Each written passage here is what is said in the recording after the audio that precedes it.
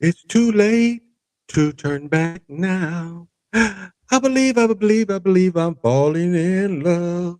It's too late to turn back now. I believe I'm falling in love.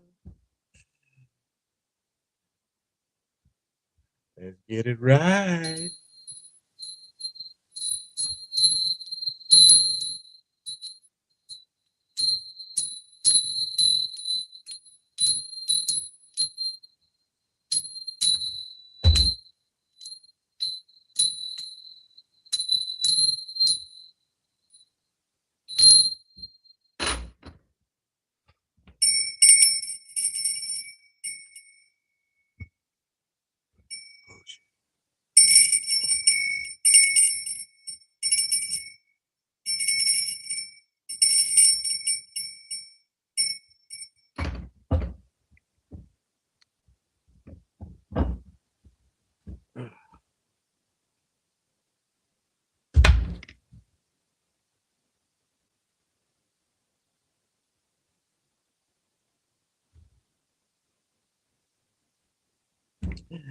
CBD lotion. Don't believe the hype.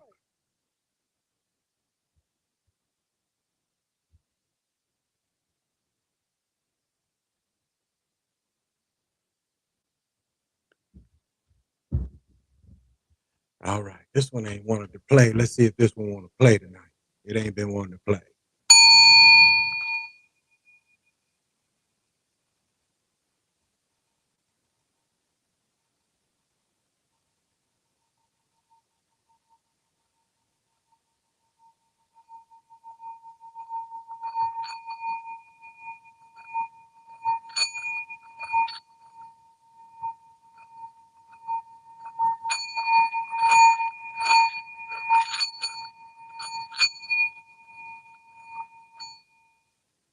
Played a little bit, not the greatest, but it played a little bit.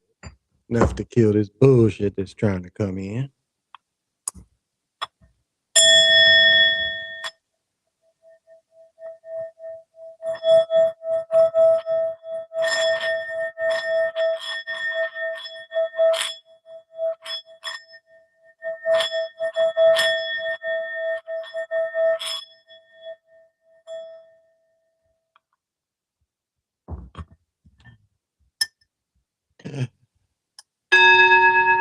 All the high notes now hitting you with the low notes.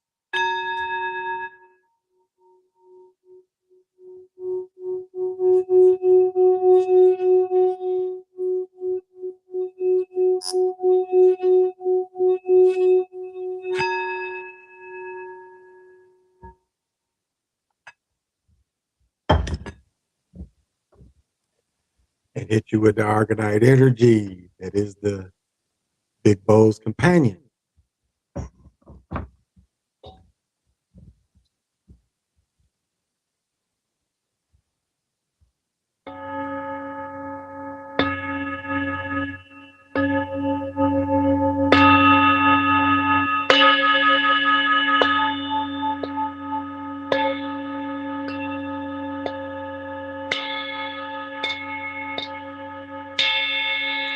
Psycho, alpha, disco, beta, fire, aqua, doo-doo.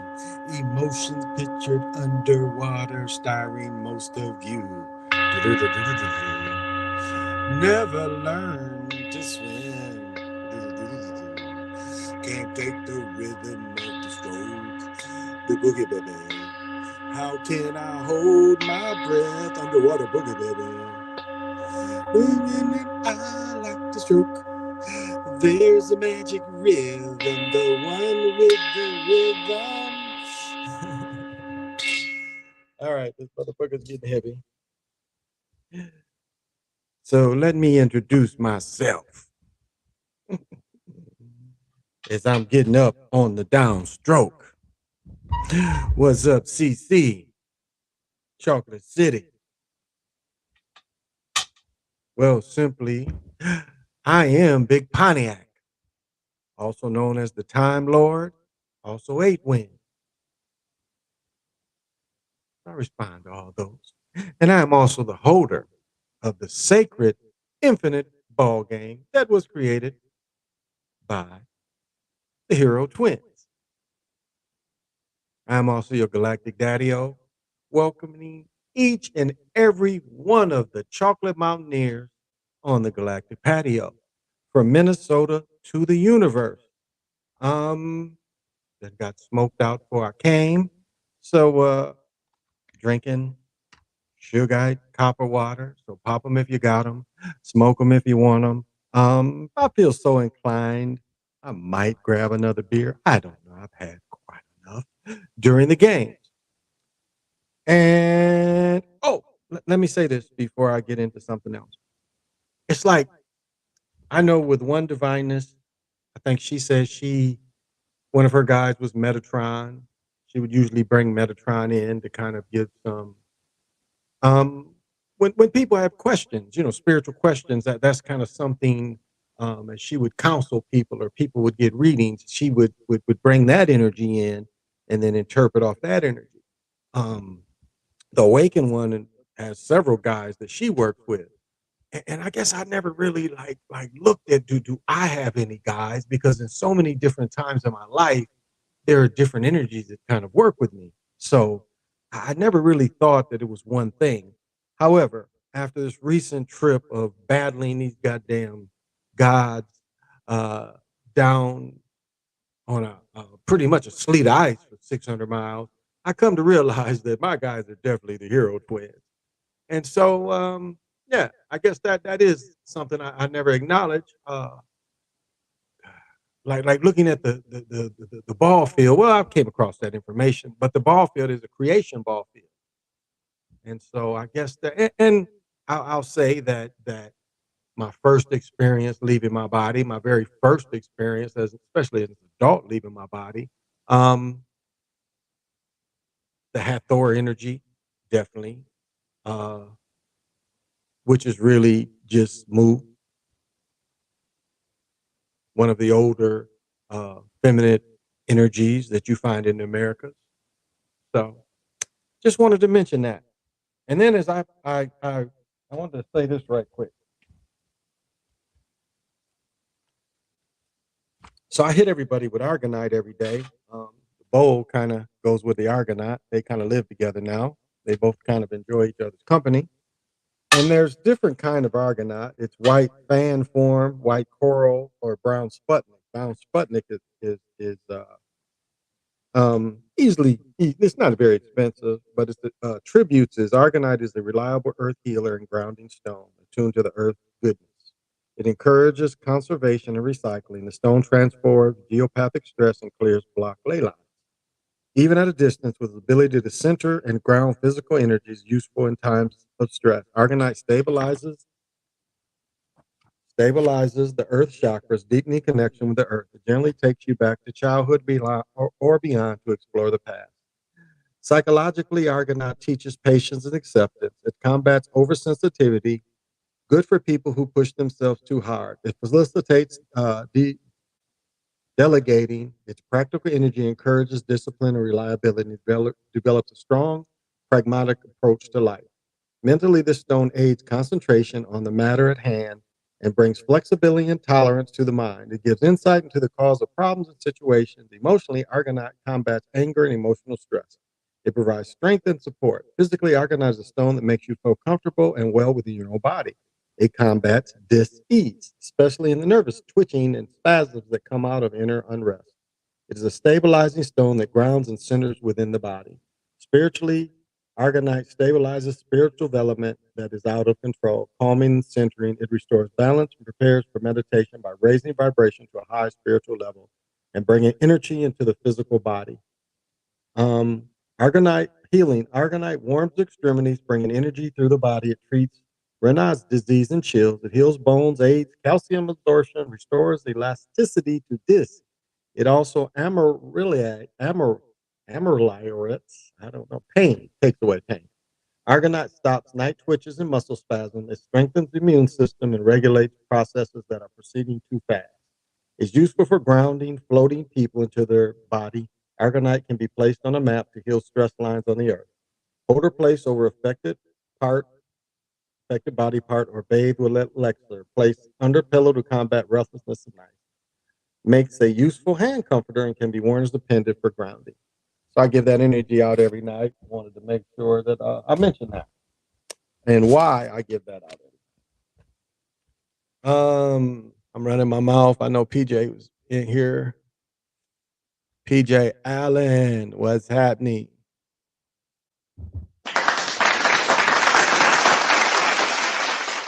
Man, what is going on? Puff pass. There you go. Hey Jay, thank you. Thank you for the kind words. CWE, you know this. You know this. SD, what's happening?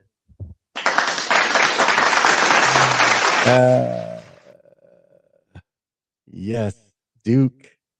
Definitely Duke. I told y'all it's gonna be the John Wooden. It's gonna be the John Wooden. I'm telling you, it's gonna be the John Wooden all over again. 1974 pretty much was the same kind of deal. Going back, showing all the teams, showing all the players, and we're seeing it again. I believe it's going to be a replay. I wasn't that surprised, and something I want to give out a shout out to Lobo about, because Lobo noticed this too, and I had noticed it in the years, but I never thought to make a video about it. But Lobo pointed out is you can look at the expressions of players, and when you looked at the Texas Tech bench with about 5-6 minutes left, you could see they was done. You could just see it in their faces. Now, I don't know. I don't know if anybody paid attention to that, but I wonder if Lobo paid attention to that, because you could see it in Texas Tech faces. I even say if you looked at Arizona, that number 0 for Arizona had 30 the other day. What did he have? Less than 10? So why didn't he do nothing tonight? Okay. Let me talk about Gonzaga. Let me tell you what you saw tonight. My homeboy Chan Holmgren, you saw him. What is the word I'm looking for? Audition for the NBA. He auditioned for the NBA today. Look how many times he could have just went up and, okay, if you're going to foul, block the shot too. And you notice how many times he just fouled and it seemed almost on purpose. Did y'all notice that about Holmgren? Like his first foul, he didn't even have to foul to do. He didn't even have to foul to do, but he bodied it. And even the last foul, he did not have to foul to do. One dude got a basket on him because he just lifted his arms up.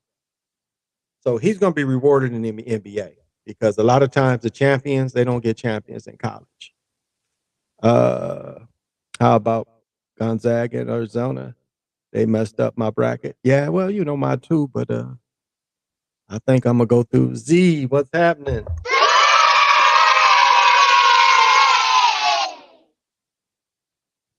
Nah, Duke got some dudes that can hoop. They definitely got some dudes that can hoop.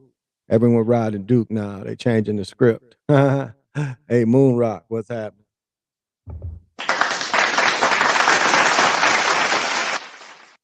I don't know if they're changing it. But we're in college and the NBA and high school too.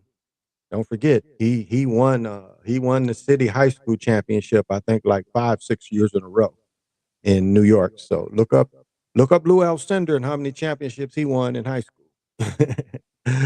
I always wondered why the ball would bounce on the rim and sit in the back on the floor. Absolutely. Salute to Robo. Yeah.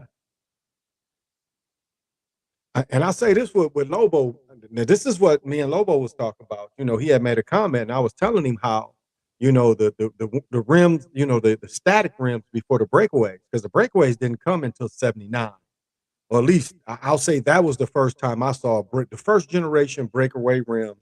I've told this story before. I hooped with one of my cousins when they won Division II. Chicago State won Division II, and my cousin played on that team. And I told a story about a dude named Hank, and I hooped with them in Michigan. They was like, "Oh shit, you can play." So I was like, you know, I'm going to camp, play football. It's like, you got to come to Chicago and play with us. And we want, you know, we want you to play with these play in Chicago because you can play. And so that was the first time that I played on. I went to Chicago, stayed with my cousin. My cousin lived in Gary, And we went in the city and hooped, and it was the first time I was punching on breakaway rims, and it was easy. Them first generation rims was too easy to dunk on. However, as I said, I mentioned, or I had put in the comment with Lobo is the ball would get wedged. You saw that a lot more. Now, not saying over the years on breakaway rims I didn't see it, but it was like me and Lobo was talking about this in the motherfucking comment. And what do we see? What did we see today in the second game? I think it was the Arizona game. We saw the ball get might have been the Duke game. We saw the ball get wedged. Now, what are the percentages that would happen? We talk about it in the comments, and then we see it in the game. What is the percentage of that just happening on? I mean, it's like I told Lobo, I'm like, the hills have eyes and ears. Uh, Duke versus UNC Final Four. Coach K gets revenge. Could be. Uh, Never happens in a real hoop. The ball only gets stuck on the side in the real hoop. Exactly. Coach K getting rewarded. Oh yeah. I mean, he was the Olympic coach too. Don't forget that. This dude was like, it was some years where he had motherfucking he had exhaustion. This motherfucker had to quit working because he was exhausted and shit. So, but definitely I think he's gonna get the John Wooden treatment. I would be really surprised. Now that Arizona lost, I looked at Arizona losing. Remember, Arizona got hit with them sanctions. They got rid of their coach that played for them at one point. So I kind of, even though I picked them, I kind of looked at that like, okay, as the game was playing out, I was like, okay, that's why they lose. They got and if you look at how they did it on the script is they rewarded the new coach, started him off on a good note because they can stick that banner up there. This team made the Sweet 16. That's a banner for the new coach. So that's like, that's pumping him up that he made it at least that far. He won one or two tournament games. So that helps the new coach in recruiting. The dudes that go pro and they bring in new guys almost every year now. It's almost a rotating thing with college. Um, so I wasn't surprised that they lost. I really wasn't surprised. Um, Texas Tech again, 18? 18, they was in the Final Four. So we shouldn't be surprised. Where am I? Where am I? Absolutely. Real hoops, no, real hoopers, no. Yeah. Blue Devils, 6 titles, 666. Good point. Good point. It might be UNC and Duke in the championship. Could be. Wasn't that long ago we saw UCLA and UNC in the championship. Hey Jay, thank you for joining us. Thank you for the very kind words. That is so cool. So that's what we saw. That's what we saw today. I think we really saw a little bit of that as the breakdown. So of course I went. I don't know how far caught up on my little list I am. Let's see. So I lost Arizona.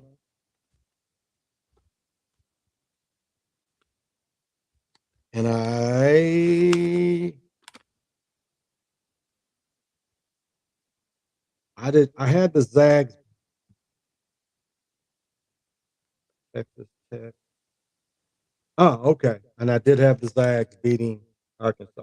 So I lost that one. But I won Duke. So I went 1 out of 3. Basically, yeah. 1 out of 3. Yeah. I lost one. Yeah, 1 out of 3. I got 1 out of 3. Yep, because I lost Texas Tech. I lost Houston. That's 2. And I won Duke. Yeah, 1 out of 3.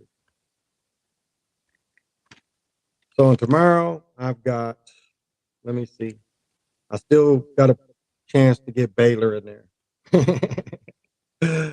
I got a chance to get Baylor in there. Or not Baylor, but excuse me, Purdue. Get Purdue in there. But where's UNC? UNC is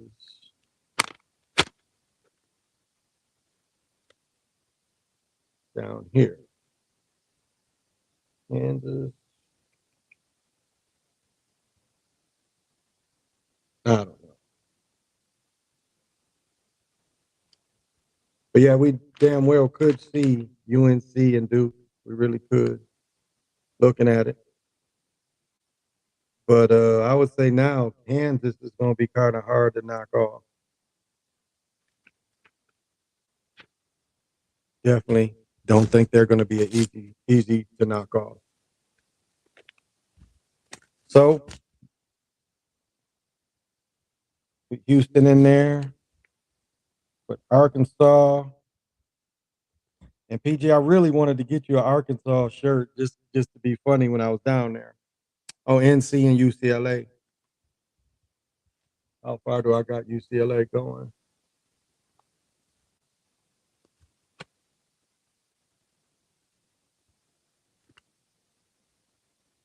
Shit, I had St. Mary's beating them, so I'm out of that.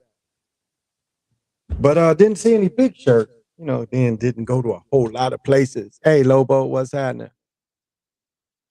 I got UNC over UCLA for sure. Did you hear my comment, Lobo? What I said?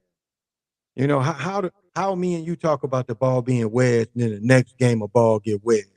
I mean, how is that possible? How is that possible? But what's happening, Lobo?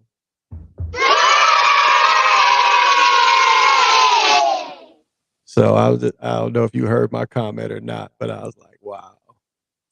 And one mixtapes are more real than NBA and NCAA. Kalamazoo ran their asses up out of there. They blew them motherfuckers out. Hey, so what's happening? Thank you for joining. I'll tell you something else that y'all got to notice. As I said before, because so many dudes are one and done, a lot of older dudes is staying in the league. Now, maybe I didn't say this. So Dawson Garcia, the 6'10 dude that left Carolina, if I didn't mention this last night, maybe I forgot.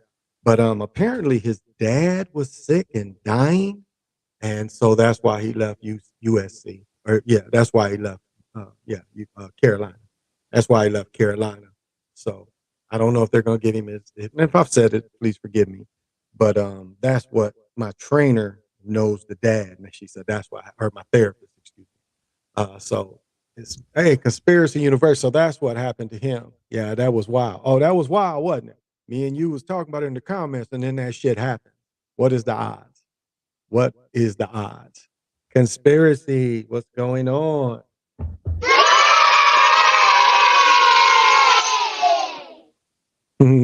Arkansas, I was still sported. I wanted to get something with the hog in it. It was just like, it wasn't, I wanted something where the hog was running and shit. It wasn't none of that. None of that. It was just some basically, Arkansas across the front. I wanted something with the hog on the stomach. And then I couldn't find any double X's or extra large. So, and again, we didn't go to a whole lot of stores, but it was a goddamn Walmart. Arkansas wanted to protect Duke from Gonzaga. That's a good point. I kind of thought the same thing too. I kind of thought this make it an easier path. Make it an easier path. But I never had them coming out anyway. I didn't think Gonzaga was going to come out anyway. I had Duke beating them, so that really don't hurt me there. Especially if Duke win it all, I'll get a little money. If Purdue make it, I'll really get a little money. But if Duke wins it all, I'll definitely get some money out of this. Because I got Duke winning it all. I had Duke beating Gonzaga, so now it's Duke beating Houston. So, or Duke beating Arkansas, excuse me. So now it's Duke beating Arkansas, which, yeah. I wasn't that impressed with Arkansas. But did y'all see the Arkansas player that had the little patch of hair in the front like it was fake? Like I'm telling you, older dudes is gonna start hooping in college again. You're gonna see older dudes playing because of this eligibility thing. And so many dudes going to the pro, so many dudes going in the G League, that other league for dudes who don't want to go to college.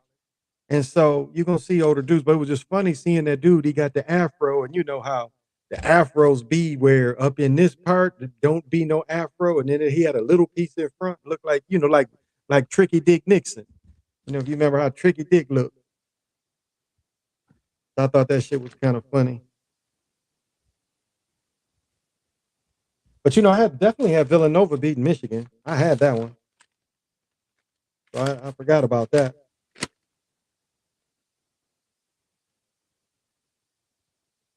But I had Tennessee beating Villanova. That's where I lost. But I had Villanova. Nope, nope, nope, nope. Well, I had Villanova. Yeah, I didn't have Villanova going to the 8. So no, I thought Tennessee would beat them. But that was the easier way too. Is have Michigan knock out Tennessee for Villanova because Tennessee matched up better than Villanova. Michigan was rewarded for bad behavior, I think, in some ways, for him tripping, but he didn't do nothing that he didn't do last year. So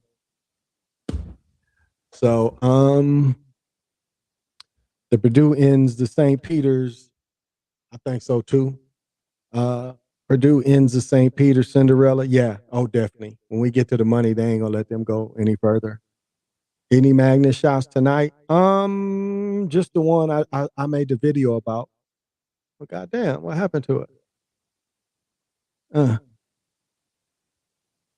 Did I? Okay. I saw a few. I did see a few, and the one I made a video about. Is every game scripted? Of course, every game. Every game. Every game is scripted. I remember when Kansas had Perry Ellis. Dude looked like he was 40. I talk about a cat named Leon Guyton. Leon Guyton was balding in high school. He was balding in high school. This dude was like full mutton chop beard. And this was like, he was Magic's age, so this must have been 77.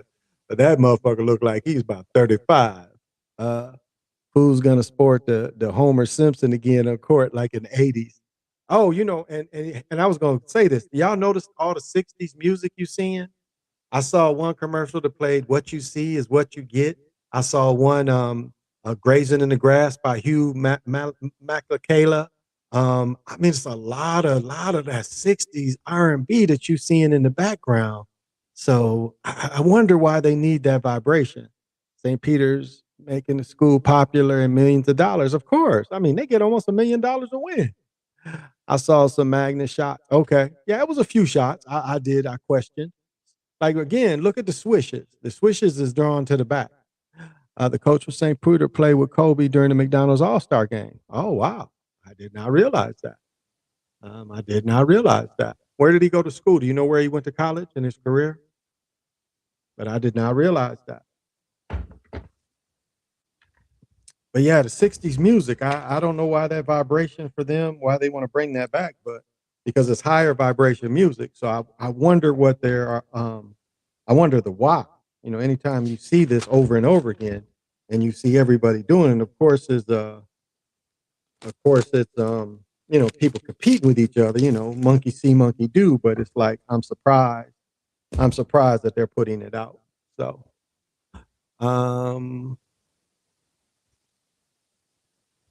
I guess I'll go into, well, we can talk sports a little longer.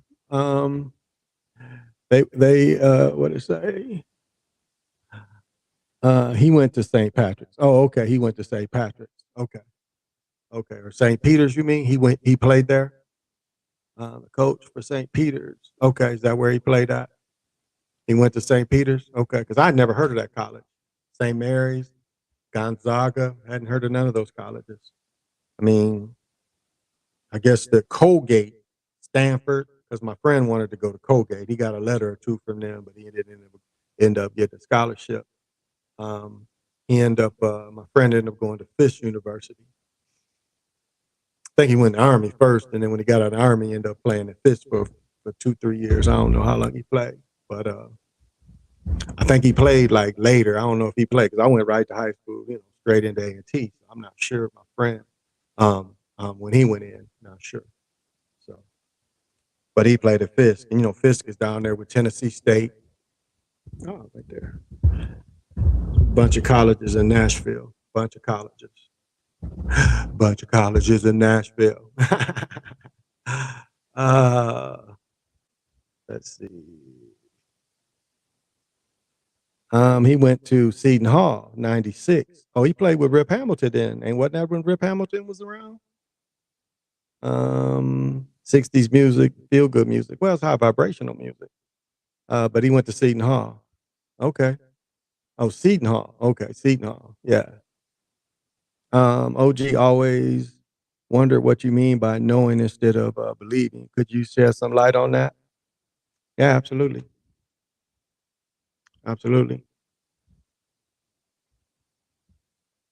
Because the way we are taught in this society, belief is blind.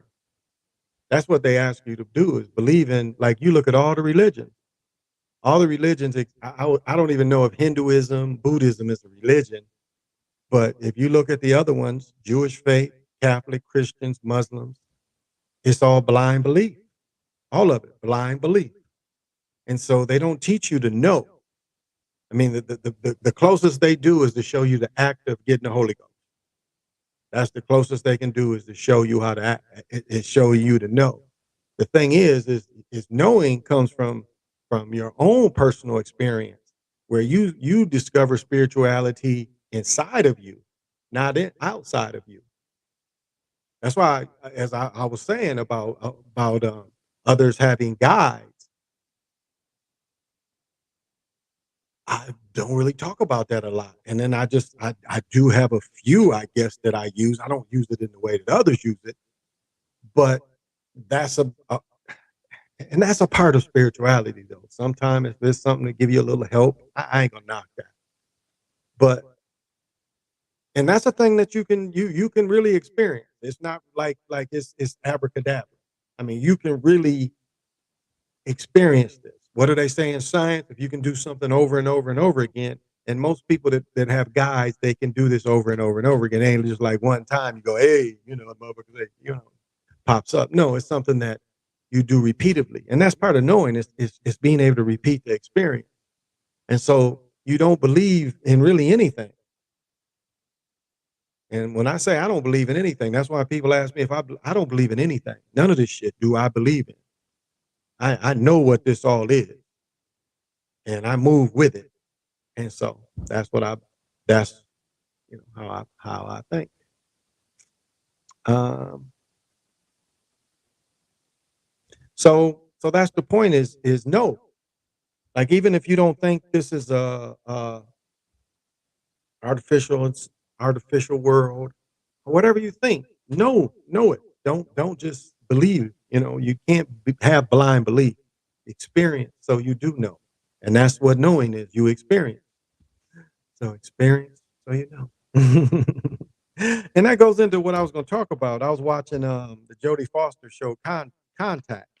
And it was some interesting, it goes into this. It goes into science is not our God. And then another time they say science killed God. And then I'll get back into this. It was funny how they were showing cars, and I know it's going off a little bit, but they were saying that hydrogen cars would kill the auto industry, will kill big oil in them engines. And there was always a joke in the 60s and early 70s that cars could run on water. Again, it would shut oil down if everybody went to that. And remember, GM came out with electric car, very efficient, and some reason every car they ever made of those electric cars, they destroyed them all but one body. And so science killed God. What if science proved there is no God? Is that what science just proved? Because don't you think that if there was a God, it would come down and say, no more of that 19? Where was that? Did fate do that? Just as I was saying, I was talking about my doctor. She said, did you take your fourth one when they said the first one was all you need?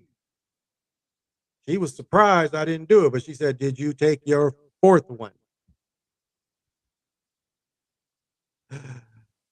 Hey, smooth mix, light skin goodness, 1997. What's happening?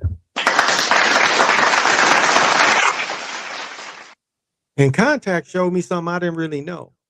As I said before, goddamn Hitler be on every day. Every goddamn day they show Hitler. And it goes into two of my points. In Contact, and I don't know if this is true, but this is what the TV showed. They said that the first television broadcast was Hitler at the Berlin Games in 1936. I saw that before, but I didn't remember that. And I don't know how true that is, but that's what they're saying, that the very first person on television was Hitler.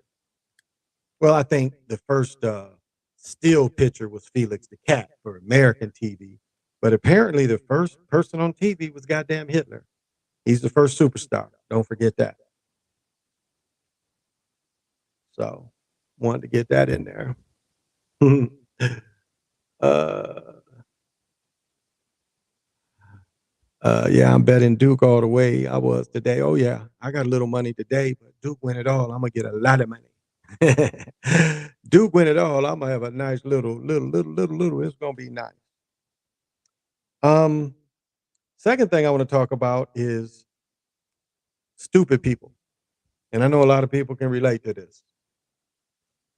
But stupid people are the most dangerous people on the earth. Now, in the book 400 Years of Poor White Trash, 400 Years of Class Distinction, she calls them imbecile psychopaths. But I guess one thing that we all can look at is how many stupid people are around you when you work that you know. I mean, there are highly educated people that are stupid in the motherfucker. They're educated people, but are stupid. I mean, how many people are stupid people are in the world? We're the majority of people in the world are probably stupid people. You can have a Nobel Peace Prize winner be still stupid. Education doesn't mean that a person is not stupid. Now, there's layers of being stupid. There's people that are stupid that hurt themselves and hurt others. There are stupid people that hurt others but benefit. If you get that. But the stupidest people is the people that they do an action and the action hurts them, but the action also hurts others. So that's the stupidest person. So, and all the time, stupid people are everywhere. But stupid people are the most dangerous people on earth. And that comes from the TV podcast 294, The 5 Laws of Stupidity. So if you want to look that up, I shared it. If you look on maybe my community page, it might have came up my normal page. I'm not sure. But it's TV podcast 294, The 5 Laws of Stupid.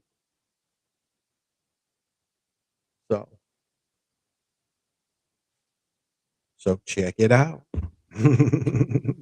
Check it out. I remember seeing Contact in the theater as a youth.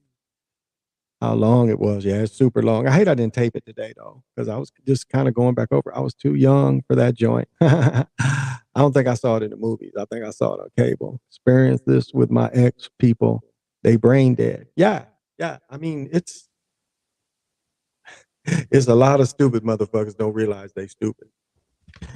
It's like motherfucker think because he got the house, the car, good job, that they ain't stupid. And be motherfuckers stupid in the motherfucker.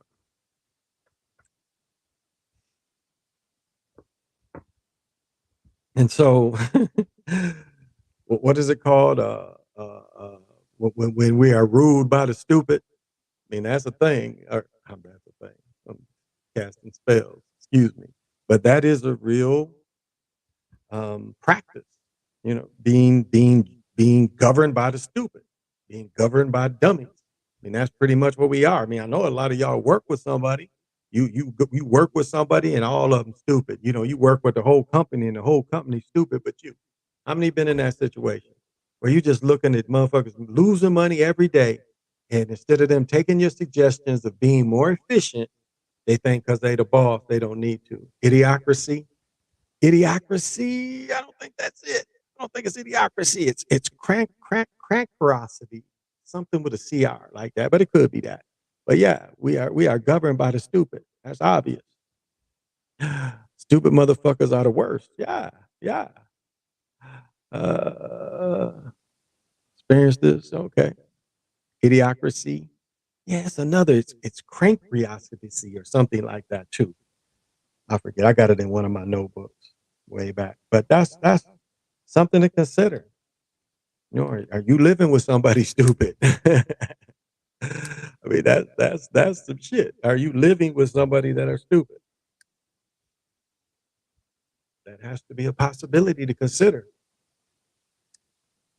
And uh, as Soap said, you know, dealing with in-laws that you know you stupid, and you got to go be around them, and you got to go have conversations with them, and you just sitting there thinking, damn, it's not that you better than them, you just looking at like, oh, these people are stupid. I remember I smashed this chick, and we was just before we smashed, just talking and shit. And it was like it just occurred to me very quickly. I'm like, this chick is really stupid. Because I was trying to just have a little conversation, and she's like, well, I heard about that. I'm like, yeah, then what did you hear? Didn't have nothing to add. I'm like, okay. Now we smash stupid people. I mean, that's not uncommon or unthoughtful. They don't need to be smart to be smashed. Ah.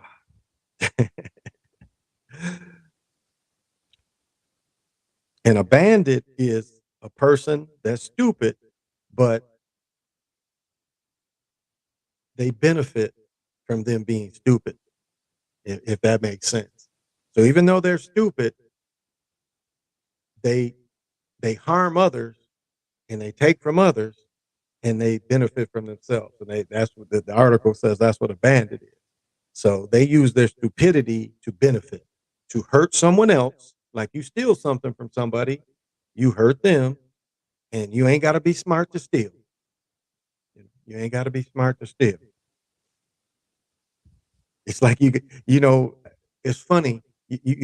For those, I grew up when Roadrunner first came on, and I never one time liked the Coyote. I always wanted the Coyote to get fucked up. But you see that in TV movies and shows where you see these super smart bank robbers, and it be the one little thing that catches them. I'm saying thing again, but one little part of it that blows the whole I guess I can't say thing here, the whole thing away. It's like these super everything they done spent thousands of dollars and maybe they sweated on some shit. Um, it's annoying to have to dumb down a conversation so a stupid person can keep up. Absolutely. It's very frustrating. Very frustrating. Idiocracy slowly but surely coming true. Yeah, yeah, I agree. But it's another word called crack, but it means to be governed by the stupid. I'd have to look it up. But it's crackerosity or something. But idiocracy is basically the same thing, but it's a different word to be governed. But yeah, to be dumbed down. And I find myself doing that. And then this is what gets me. All these Facebook scholars, motherfuckers that just get shit from Facebook. And all these Facebook scholars will sit there and tell you shit that they done learned off Facebook. And I remember a person was trying to, and I really I really wasn't listening to everybody because again, like Lobo saying, it was like I was kind of dumbing myself down. But then the motherfucker, like, you could tell people that never are used to being challenged by their opinion. They're the best Facebook scholars. And the dude said something about Flint, and he was like, "Well, it was the Democrats that fucked the Flint water up." And I'm like, "No, no, no. Let's tell the truth about the story." And then I broke down what happened in Flint. I said, "You had the Republican governor took over several cities in Michigan. By the greed, they had individual, not city managers, but appointed state managers. And the state managers took the people of Flint off the Detroit River water.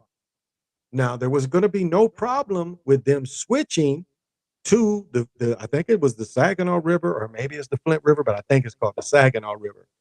There was no problem with doing that, but they did not shoot the chemical in everybody's pipe.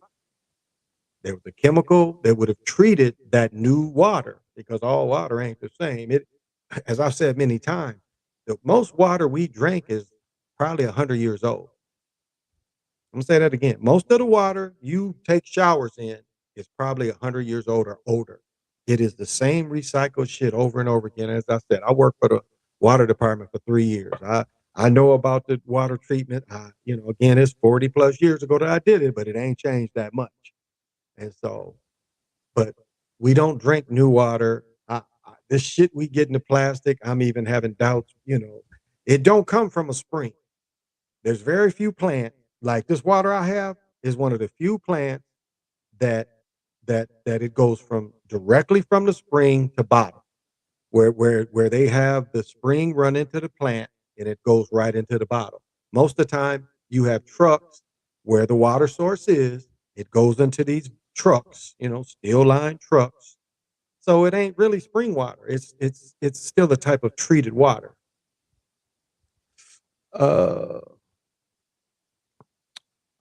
They don't even know shit be censored and shit. Nah. They don't. So, and I'll tell you one thing that definitely could happen too is, and this is the scary part about the people that govern us. If we get hit with some cyber shit, it'll be them. It'll be them. It ain't gonna be the Russians. This is an excuse to blame the Russians. Luckily, this time of year, people ain't gonna suffer as much because winter is gone most places. So they do knock the grids out. It ain't gonna really, we're not gonna suffer terribly. The food part would probably be what would fuck with people the most. But it would be, it'll be our country. So, or even a biological agent would be them. And the thing about Ukraine that I brought this up before, Ukraine was with them Nazis. And you not too long ago, you can still, and this ain't propaganda, you can still see where these Ukraine motherfuckers is Nazis. And that's the same thing Putin was saying, is these motherfuckers is Nazis. I'm going in there to get rid of Nazis. And look up the history of Ukraine, and that the Ukraine had their own SS division. And these motherfuckers was the most brutal butchers of the fucking war. They was making the SS Germans like, God damn, these some killing motherfuckers. And so look, when Putin said he getting rid of Nazis, I'm gonna tell you where they slipped. See, they make you think that everybody running out of Ukraine and going away from Russia, them people that speak Russian that live on that side, I guess that's the eastern side of Ukraine, them motherfuckers going into Russia for protection. They already said, I heard this on regular TV. They said 100,000 people went into Russia. So you watch these other channels, they think everybody trying to get out of Ukraine. They don't tell you that Russia's taking them peoples too. So don't believe all the hype. And it's very possible that we arming Nazis. So keep that in mind, that America and NATO is arming Nazis. It's very possible. And I'm going to say that shit again. It's very possible that America and NATO are arming Nazis.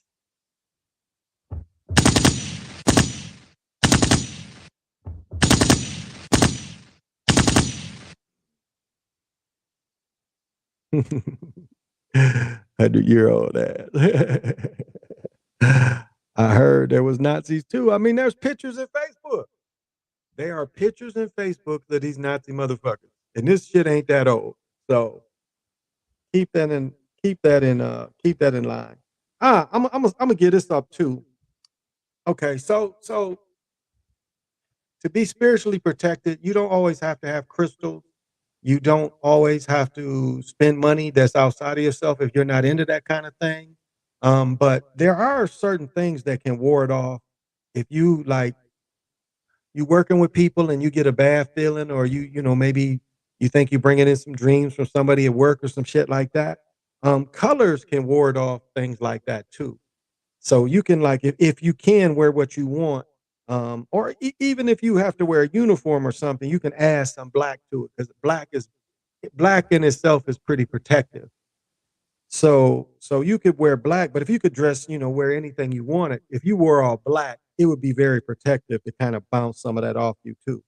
So I wanted to throw that in there. There's certain colors can protect you if you don't use crystals. It ain't just, you can use colors and have success with that too. So wanted to throw that in there. Operation Paperclip. Yeah. Yep. Yep. I mean,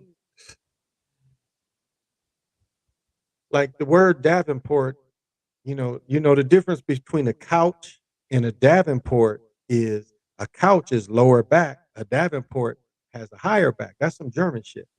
Germans tended to have Davenport. And I don't even know if y'all ever seen in your life a Davenport, but it's a high back couch. Is basically what a Davenport is. It's a higher back couch. Most American couches are lower back, but when you see the older ones with the high back, that's a Davenport, not necessarily a couch. But my point is, Germans was all around as when I was a child. All around, motherfuckers spoke German. I had a lot of friends, European friends, where their people spoke German. It's very common, very common. But they brought a lot of Nazis to America. Now they tell you the boys from Brazil and that they took everybody down to Brazil.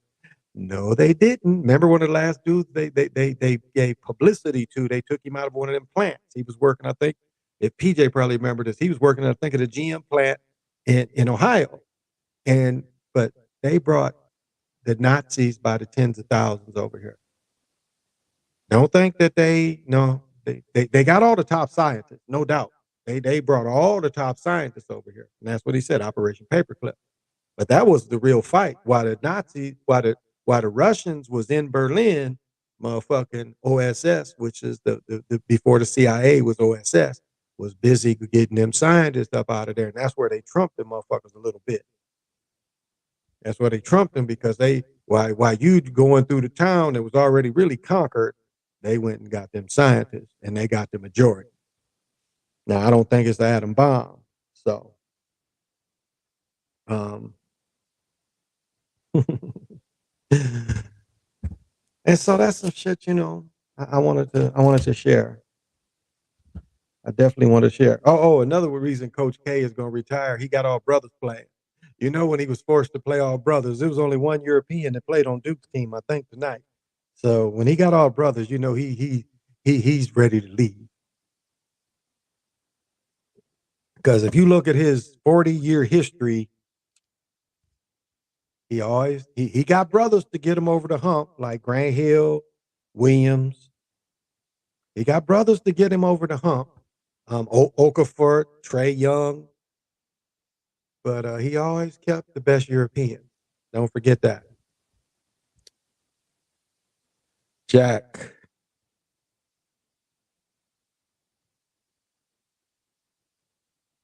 They'll meet in the Final Four. Okay, Jack. Thank you. And did I say what's happening to you, Jack? The Amazon show Hunters is pretty much shows Operation Paperclip. Yeah, I think you're right. The Amazon. Okay, thank you. So these are things that just to consider. I mean, this war they showing ain't one sided. There's another side to it. And I guess in a way, I was listening to one cat and he was saying that the people in Russia glad they going after the oligarchs, because a lot of things is channeled to them, and they're like, fuck them. It's like the way we look at rich people here in America. That's all that's happening. It's like America is going after the rich people over there, and they don't mind. The common folks don't mind the rich people being fucked with over there. They're like, shit, go get their asses. They ain't sharing no shit with me. I remember back in the 90s, Duke's teams were mostly, definitely. I had a point, but it slipped me. I had another point to make, but it slipped me. I was holding on to it, just trying to remember, and it slipped me. But yeah, that's what I didn't like about him, and I noticed that over the years. It's like they build up Christian Laettner, and I'll stay consistent. I watched a lot of Christian Laettner in the NBA, and actually he gave you 12 to 14, 17 to 18 rebounds almost every night. The guy played hard. Now he wasn't a bigger Larry Bird, and I think that's what he was pushed as. He was pushed as being a bigger Larry Bird, couldn't handle the ball at all. I mean, couldn't handle the ball at all. If you looked at his college game, it was a lot of post up. A lot of post up, like the JJ Redick kind of shit. Million screens for the big fella. But if you looked at his game, he was nothing like Larry Bird.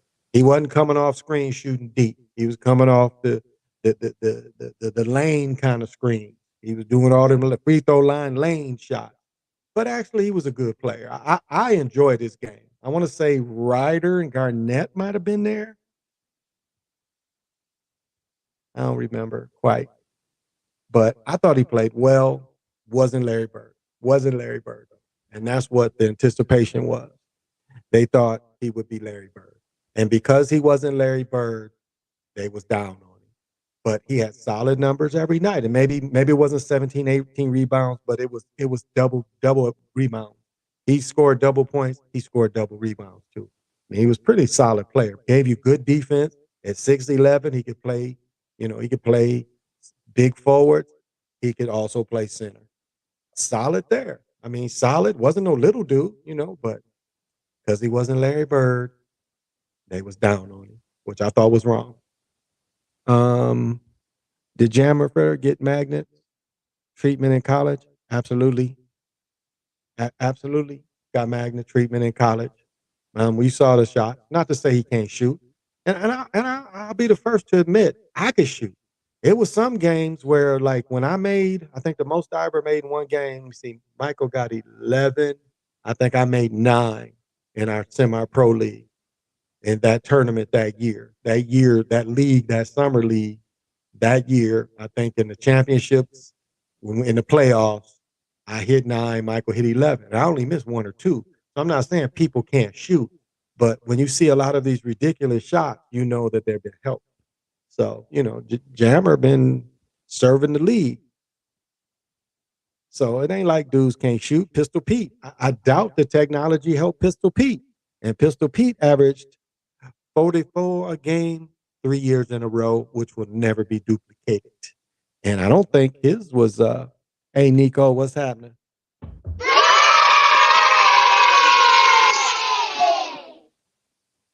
Wow, I'm sorry, man. I'm sending you some healing energy. I'm so sorry to hear that, man. I'm glad you're here to tell about it. Wow. That's probably new technology of the cars. The cars that protect you a little better. Adam Morrison was the next Bird. Ooh, no. That wasn't a good comparison. I didn't see that killer in him. I didn't really see that killer in him in college. Again, that's not a tough league they play in Gonzaga back in the day. But look at him. He got 2 or 3 rings. But yeah, he wasn't very good. Couldn't guard anybody, didn't try to guard anybody, wasn't strong enough to get his own shot off. Kind of like the thing I liked about JJ Redick is a good shooter like him, that you're gonna run motions for him, run something to get him open. But he could get his own shot off too. Morrison really couldn't get his own shot off. It had to been run for him. Adam Morrison was the next Bird. Well, they was hoping. Did you peep the latest Corona commercial with the Vince Carter, Christian Laettner, Devin Booker? Oh, that is Laettner. Okay. I was trying to figure out who that dude was. Okay. I don't know who the woman is. This Sue Bird.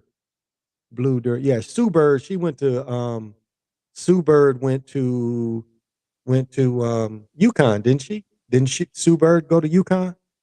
So yeah, that's Sue Bird. But that's Sue Bird with a bald head back here. That's Sue Bird. They done filled her hair out a little more in the front. But I think Sue Bird is Sid Bird. I'm sick of NCAA pushing shitty out. St. Peter's team, yeah. But yeah, that's Sue Bird. And she played with UConn. Yep. Oh, so that's Laettner. Okay. I was wondering because I saw he was tall. I was like, who the fuck is this dude? They've been trying for years to get another Bird. Absolutely. They really have. And like you said, Morrison, yeah, they thought at first he was a high draft pick of what? I think he originally was drafted by the Hornets. And so they was counting on him to be, that guy. But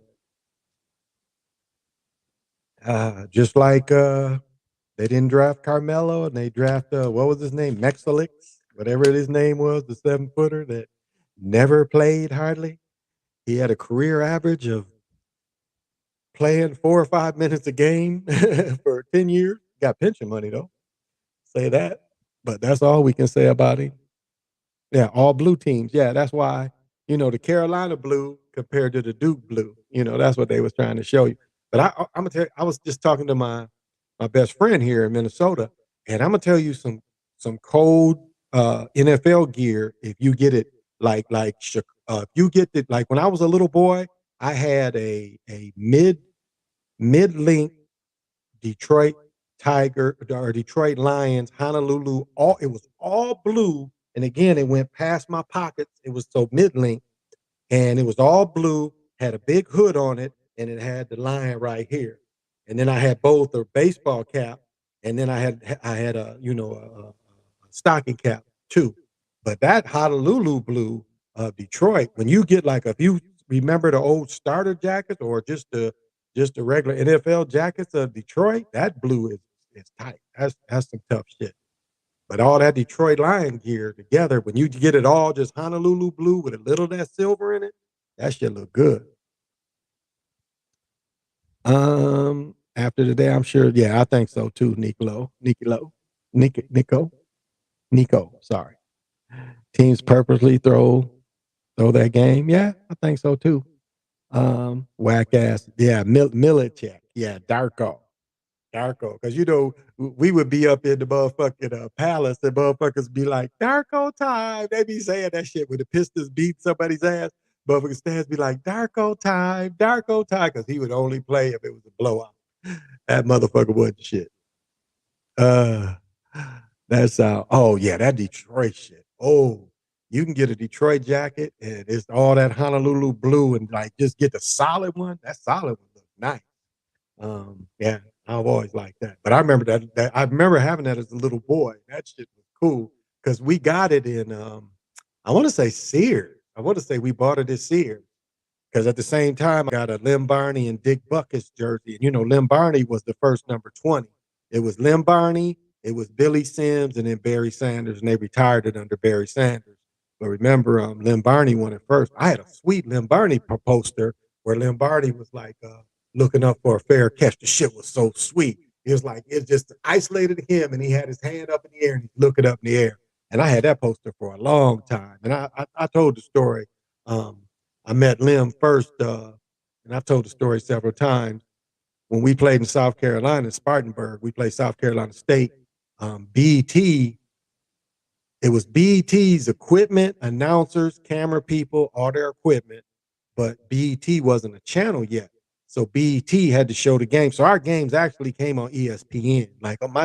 My sophomore and junior year, all our games was pretty much on ESPN under BET, because if you looked on the sides and shit, you could see where it said BET.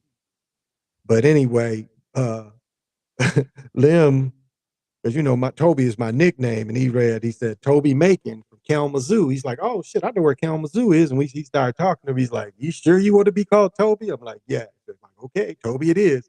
And so then after he would do that at every other game, he would just laugh. He would just say, Toby it is. So he'd always tease me before, because they did give you the camera headshot, but he's like, Toby it is. That's what he would say to me every time he saw me. And I even saw him years later in Michigan. He said that same shit to me. He was like, Toby it is.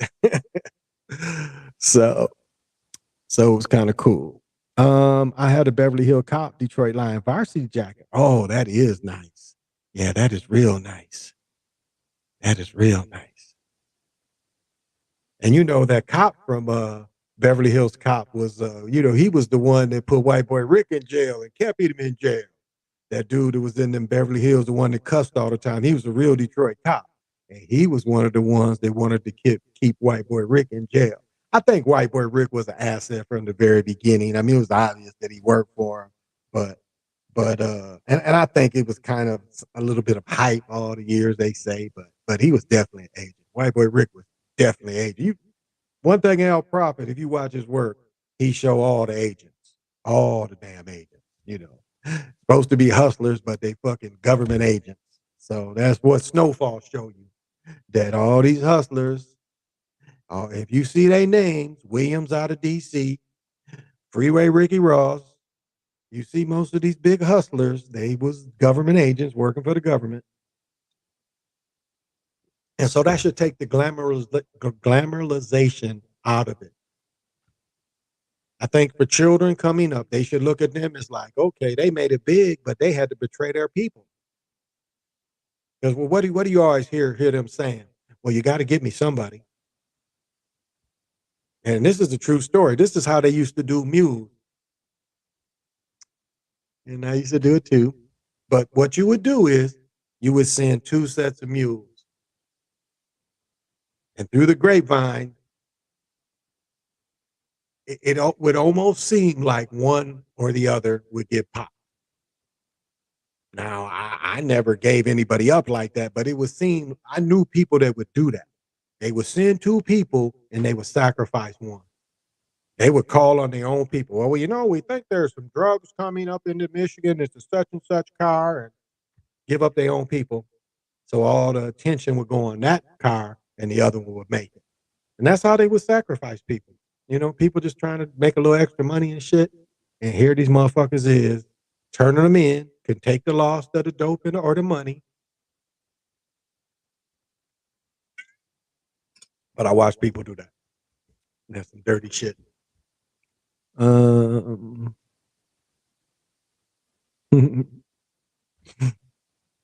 So those were part of the time. So it just shows you that that was nothing to glamorize. That wasn't really the life. I liked Hustlers. I like Max more than I idolized that. Because to me, what I saw early was heroin dealers. And that wasn't nothing to idolize. Now, I'm one that talks about functional heroin people. That's a fact. That's a fact. There can be people on heroin that are functional.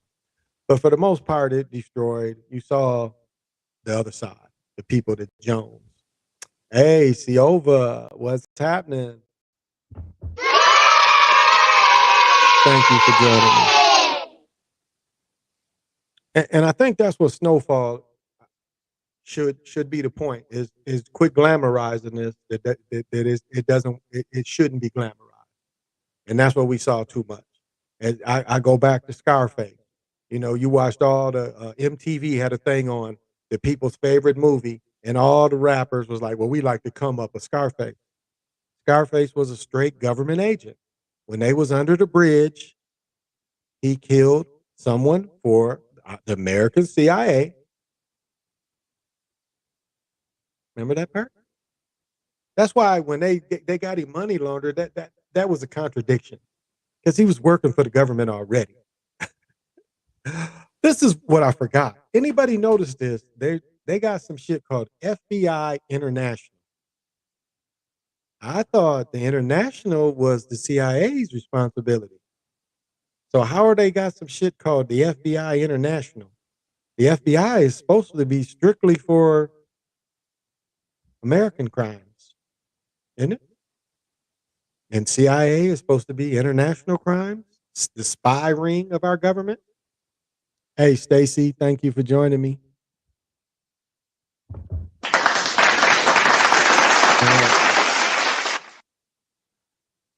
And Siova said, yeah, I never liked the movie. Yeah, because he is a snitch. He is an agent. And that's what they show you. They show you the dude is an agent. And so how do you like the come up of an agent? Yeah, I never liked it either. It never made sense. It was like, okay, all you got to do to keep doing business is blow these motherfuckers up. I don't know. I think he had killed enough people where he would have blown them up. So all of a sudden the agency asked you to do something and you got a conscience. So you didn't have a conscience the whole movie, but you got a conscience.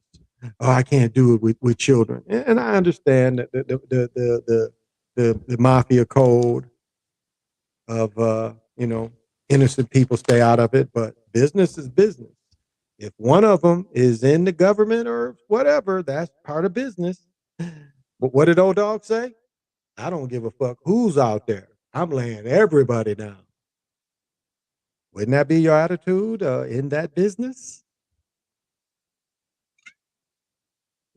So it was okay to go gut unarmed person that thought he was in America to get asylum. Didn't have any conscience about that, but when it came to blowing up another corrupt official, he couldn't do it. Couldn't do it. So it's contradiction. Yeah, but it's the wrong shit to idolize. That's the point. That's something that shouldn't be idolized. We should be beyond that. The children should be beyond that. Now, one good thing that's come out is we know that children and young people don't need college. But it's a real thing to show them skills. That's why I love Cioba. I mean, it's a younger person that could watch his videos and say, hey, if I was interested in this kind of thing, he's showing freely how to get into that and keep a techie. I mean, it's people that are putting this information out for free that could help younger people, definitely, that look to get into this or just look to enhance what they have, no matter what they're doing, to enhance their understanding of applying this equipment. Because one thing that went away when CDs came out is people stopped having to stop buying stereo equipment. I mean, imagine at one time you bought an amplifier, you bought an equalizer, you bought a reel-to-reel, you bought a cassette, and you had turntables, and you had a mixing board for the turntable.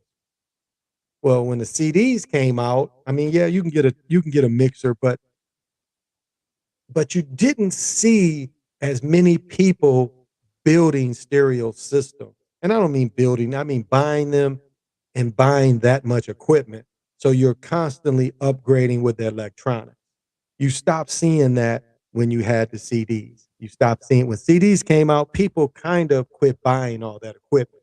It was almost like people believed that the music was so crisp that you didn't need the equalizer. You don't even need an amplifier. You can get it all in one, just a CD player. I mean, people didn't understand like even how stereo used to work, how certain records would go from one side of the room to the other, or if you had the speakers across from each other and you would play certain like you play some Jimi Hendrix music, especially on the album, you got the shit in stereo. This shit is moving across the room as he's playing. It's going from one speaker to the other. Or it's going to do one set of speakers and then the other set of speakers. I mean, that's just the way they recorded back then. That was kind of a big thing in the 60s and 70s. People don't experience that. Do I eat pasta? Yeah, sometimes. Not a whole lot. I taught classes before. Okay, that's cool. That's real cool. Fake gangsters. Yep. Fake gangster morals. Yeah, absolutely. Absolutely. Yep. Absolutely. 100%. And so we need to let the youth that these other opportunities come and not glorify. And I think in some ways, if children watch Snowfall, they see the dark side of that could happen.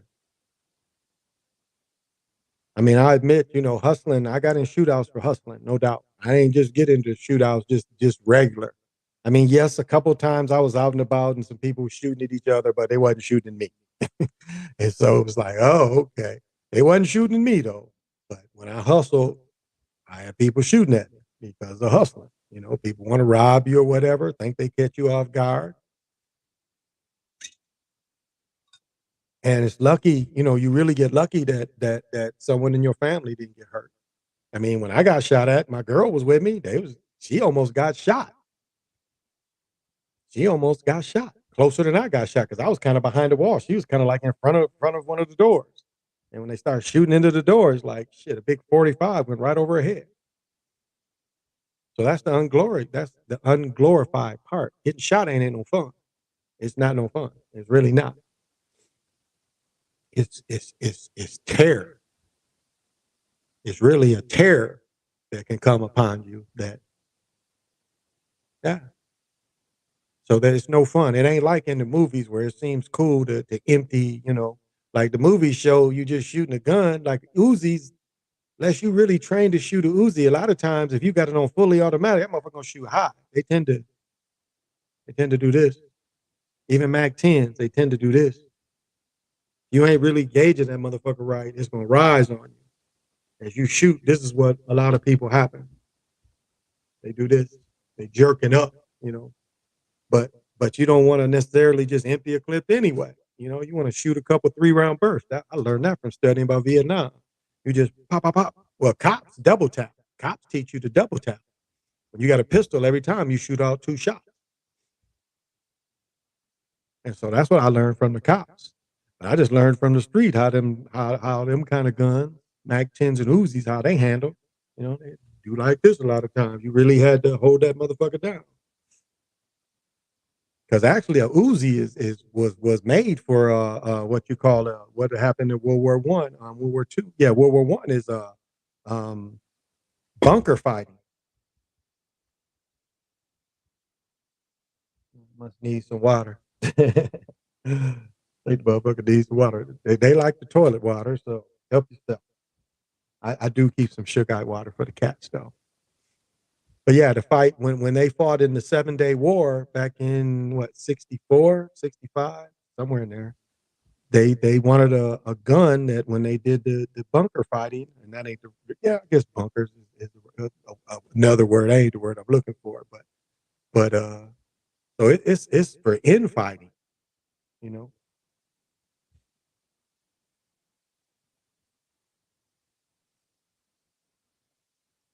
So these just some things to consider. That's all.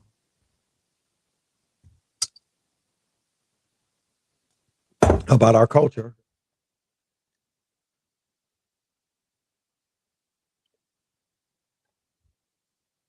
And you know, glamorizing the gangsters. And not even real gangsters. You know, these is gangsters that work for people. And it's like you watch all the movies and you think the only gangsters would be Italians when you see names like Meyer Lansky, Bugsy Siegel. All these dudes was Jewish faith gangsters. But what does the Godfather teach you? The Godfather teach you is Italian. There's just as many, if not more, Jewish faith. Rothstein, that gets credit for fixing the 1919 base World Series. Again, another Jewish faith gangster. Uh, did you ever talk with biker gangs? Not really. No, no, not really. Trying to think of the biker gangs in Michigan. They was some of the first people I saw have or want meth, like you know, large amounts of meth. I can't remember the name of it. It's a biker gang that operates in Michigan. I can't think of the name of it, but they were the first people I ran into that really wanted a large amounts of meth, and I'd have to have somebody remind me of the name of them. But yeah, but not really, not really. Other than that, yeah. Other than that, not really. No, that wasn't a great big thing in Michigan. Again, you can only ride in certain parts of the times of the year in Michigan. So, and it wasn't Hell's Angels. It was one of the biker gangs that would have been affiliated in Chicago. I'm pretty sure, but don't remember. Shit, the baddest gang I ever saw was them Blackstone Rangers. That was the baddest gang. Them Blackstone Rangers used to come in towns, and the towns would shut down. The police would hide from them motherfuckers. They'd come in 70, 80 cars deep. And they would shut cities down. I mean, literally shut the city down because they would bring just as many as most cities the cop had. Um, um, bandits. That don't really ring a bell. Could be though. Could be, but I don't. I mean, it was so long ago. Can't really remember. It could be that name though. Could be. It was a gang that that's all I really remember. They was, I want to say out of Chicago, but they ran through the Chicago, Detroit. That could be their name. Really don't remember. Because at the time I wasn't interested in selling large amounts of meth. But I remember that's what they had cut into me. They was like, can you get that? And I'm like, I probably can, but I'm not interested in it because I just didn't see the profit, and especially the shit that you would snort. That was some nasty shit. The powdered crystal meth. Oh, that's the nastiest of the nasties. So that could be conspiracy. That could be the name. I don't remember. It was so long ago. I really don't remember. So no, not a lot of exposure. No, I never rode bikes myself. So yeah.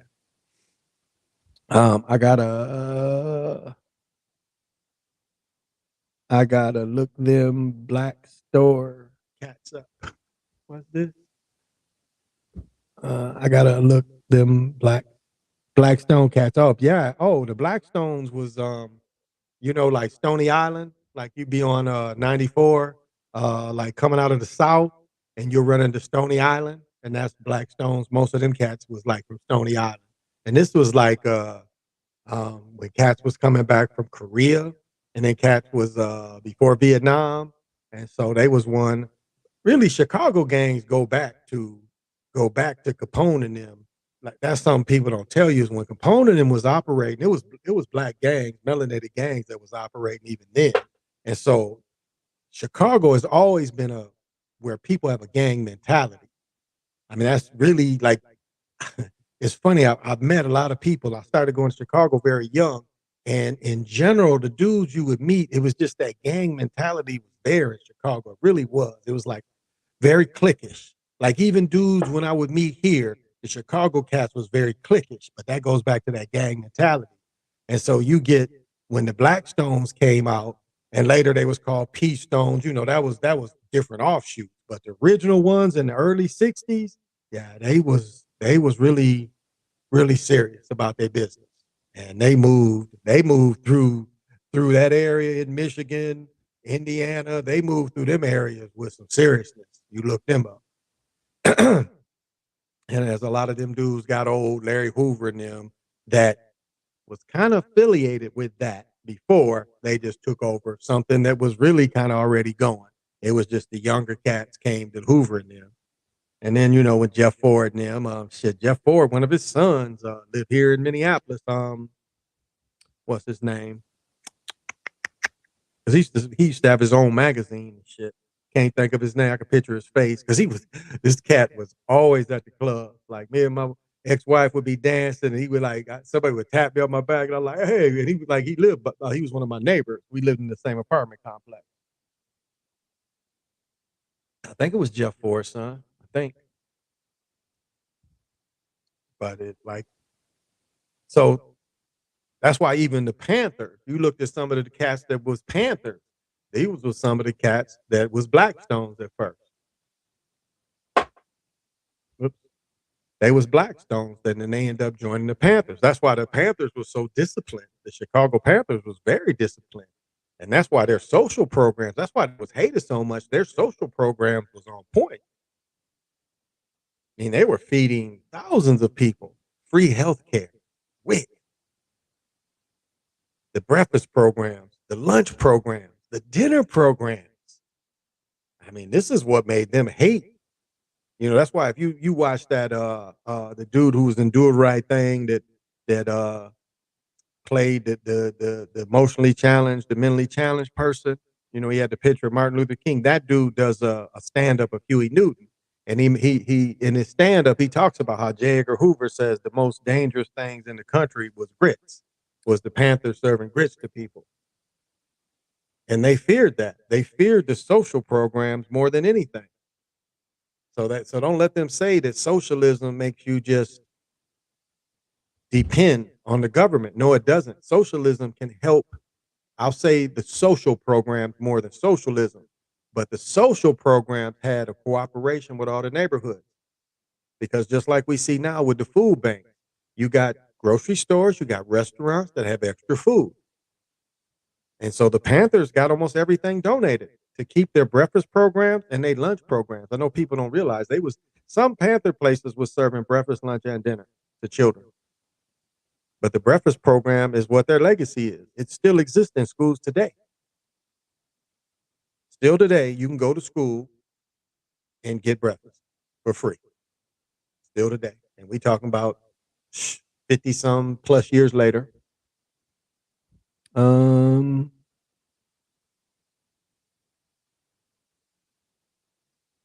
you visited the Vatican. Have you ever heard of Vatican City? Yeah. Donovan, what's happening? Yep. Sopranos, yeah. I didn't watch the newest one though. Have you ever heard of Vatican City? He says he visited. He said he visited. Okay. It was part of a tour in Rome. All right. Um, before cruise ships departed. Okay. Got to see it. What goes on in there? I heard that they hide their, yeah, well, their basement got most of the stuff in it. Bunch of paintings. Some still had the old school style, but the people seem modern. Yeah, that's a good point. Locals like Huey. Yep. The locals like Huey. He looks like Huey. Okay, yeah. He looks like Huey. Yeah, dark energy, you know what's going on. Yeah, Bill, you there? I heard that part of the Vatican City has associated with secret societies, 1%. Well, I mean, they took over a land that was already in use of having probably strong ley lines, probably some of the strongest ley lines in the world, and it was already being used as a spiritual center. And the Catholics just took it over, but it was already used as that. And you see, they took one of them obelisks. They took one of those out of Kemet, trying to hone in on connecting to all the ley lines, the strongest ley lines in the world. It's no mistake. That's why it's there. All roads lead to Rome. Yeah. I'll just say this. It's like, it's hard. And I can say this intelligently. Like he said that a lot of shit look modern. Like it's like old style of paintings look modern. It seemed like a lot of this history they talk about, it seemed made up in a lot of ways. And that even going back into Kemetan history. A lot of that shit does seem made up. Um, we don't really know how. I don't know. Seems like a lot of this shit is artificial. And so, yeah, we don't know as much as we should about our reality. And I think that's where, if you can truly touch into spirituality, you can tap in to see about some of this shit, to see where they lie and see where they deceiving you, and to see where they leading you into wickedness. I ain't say evil, because kicking somebody ass could be considered evil. And as Super Sly would say, sometime I want a little of that demon energy to kick somebody's ass. You don't want to be void of being able to kick somebody's ass. So, but wicked is different. Wicked is something you should never take part in. I mean, if you're a wicked person, then there you go. But I'm saying the average person, is not wicked.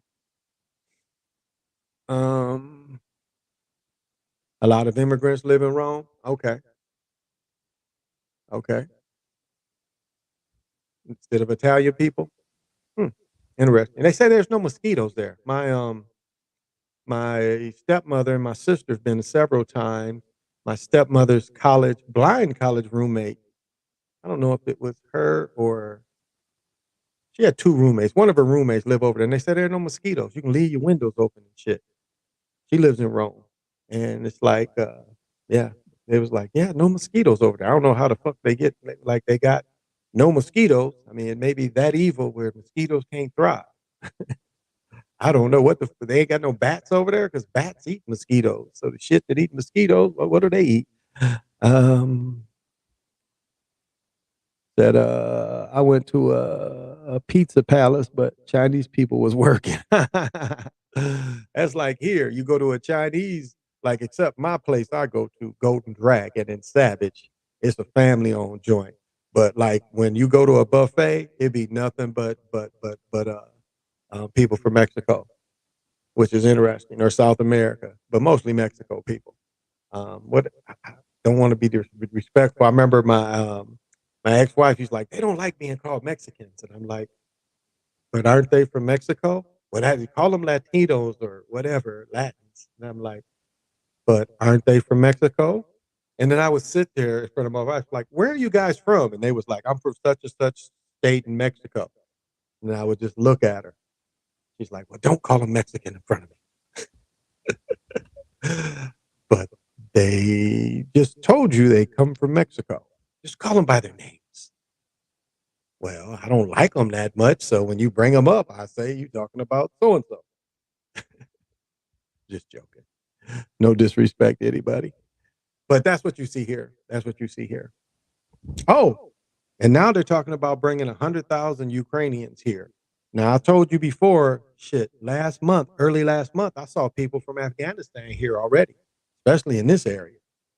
So they can pay that country that looks like some Nazis get some weapons, but they can't give the people that was mistreated. I mean, fuck slavery. What about Jim Crow? Fuck slavery. What about Jim Crow? What about redlining? Because we know the slavery shit is a lie. But what about that? Jim Crow, redlining, and all the millions that you locked up under Jim Crow. What about that? You see the pictures, the little children, locked up children? He says, I call them P. Okay, I know what that word is. Piazas. Piazas. Okay, yeah. Damn, all the bats, no mosquitoes, suck blood. They cut out the middleman. Yeah. Oh, you want bats around the crib. Bats will fuck up some mosquitoes. You got certain trees that the bats live in, you ain't gonna really have a mosquito problem because the bats will fuck up mosquitoes. You just don't throw rocks at them, just let them be. Don't be like, you just let them do their thing and bats will eliminate like naturally. You ain't got to burn no shit. If you got bats around, they will eliminate mosquitoes around. So bats ain't really a bad thing to have around the house. They only come out when it get dark and then they leave in the morning. So they're a cool guest. They eat all the mosquitoes around you if there's, a lot of them. And they leave, they leave in the morning. Or they go back up in the tree and go to sleep until it get dark again. That's not a bad visitor. That is not a bad visitor. A lot of different ethnic groups in Rome. Okay. That sounds like here in Minneapolis. This everybody lives fucking up here. I mean, that's one thing I do like about it. It's not just, European and melanated. It's a little bit of everybody. So I kind of like that. My children are exposed to a lot of different friends and a lot of different cultures. Culturally, we're very diverse here. A lot of different cultures here. Like Hmong, it's more Hmong here than it is melanated people. And Hmong are melanated people, but they brought a bunch of Hmong over here because the Hmong fought for the CIA over in Vietnam because they more Chinese people. Montagnards, Hmong. Shoot, Montagnard people look like black folks. If you looked at them, you wouldn't realize that these is Chinese, like ethnically Chinese people. These dark skinned people with afros. They was the hill people. Montagnard means hill people. Oh, Mr. Lamborghini. As a Mexican, we truly don't care what we're called Mexican. We take pride in it. Okay, Mr. Lamborghini Langlock. Okay, thank you. Because I never meant to say it in any disrespect. They're throwing the fact that they're giving foreigners money, but no money thrown to the melanated. Exactly. Not at all. Exactly.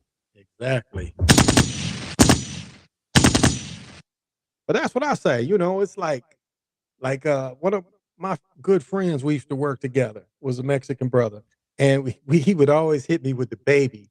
He was like, "Oh, baby, you want to eat you some ribs. You want some barbecue ribs, baby?" And we would just go back and forth. But he was cool. He's a MMA guy here around the city.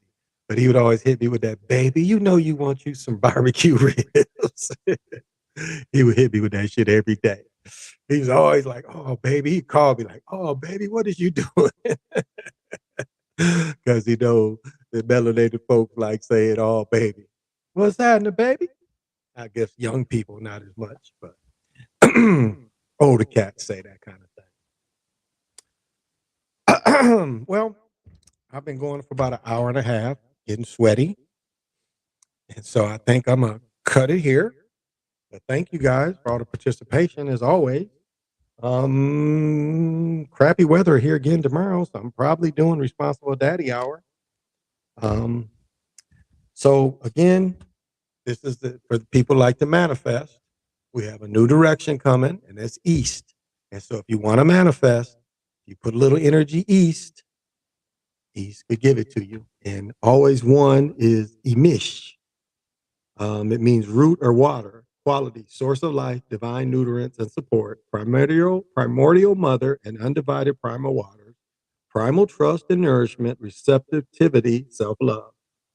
Symbol is a spiral vortex of primary waters, mostly dragon. That's kind of snake or dragon. Serpent, I'd be say more serpent than snake.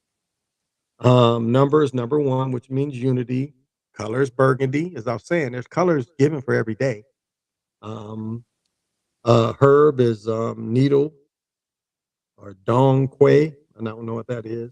Flower is burgundy carnation or deep red rose. Flower essence is scarlet purple. Scent is sage or cedar. The stone is a garnet. Garnet. Yes. A triple A garnet. And bloodstone, ruby, temple, legums. Element is earth. Direction is east.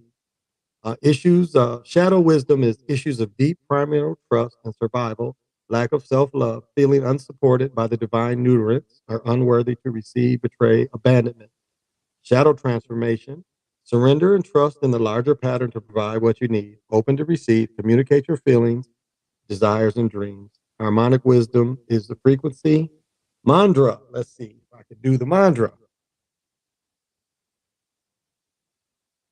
Oh, so it's just saying that if you kind of hold your hands like this, and so you would kind of hold your hands like this, and then you could do the affirmation, which would be um, primordial cauldron of mystery, spiraling vortex, quicken me, stir me in, primal trust in your love. And the affirmation about trust unconditionally the source of the divine nutrients. And I don't know if a lot of people understand the quickening. Um, I guess to get anybody that's been to church to kind of understand what the quickening means, the quickening is almost like a spiritual person getting the Holy Ghost. That is another name for it. But not, Christian based, but it is like moving kundalini could be called quickening. Or when I mean, if you believe in the believe, if you work with the chakras, having all your chakras activated could be a way of quickening. So it's another way of saying you're really vibrating high, kind of.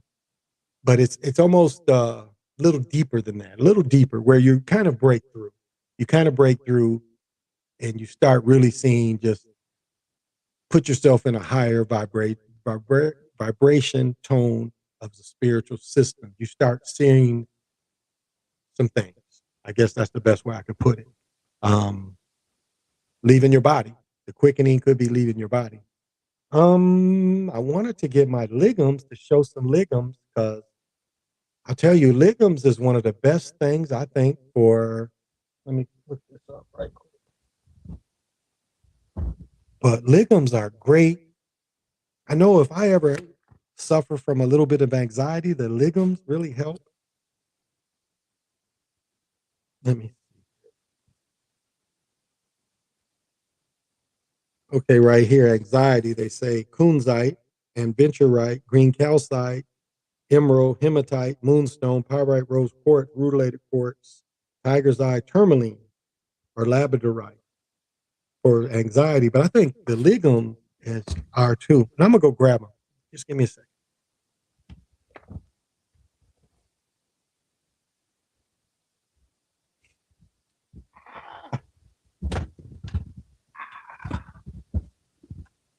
Oh.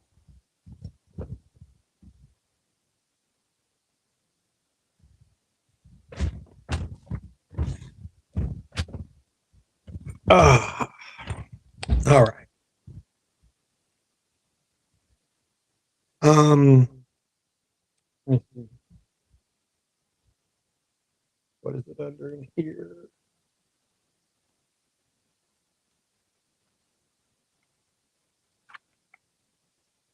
Not sure if they're under Shiva's lignums or just lignums.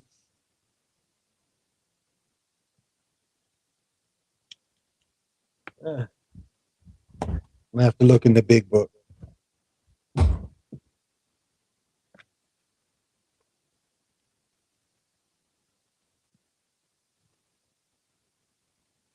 And this is kind of off the cuff. I'm kind of going.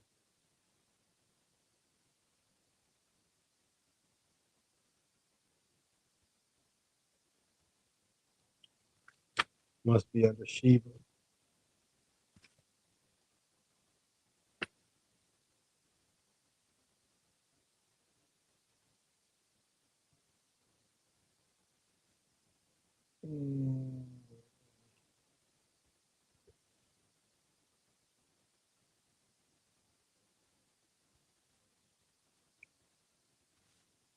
I know they're in there. They're in this book here.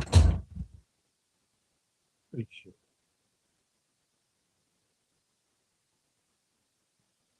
I wanted to read the possibilities, but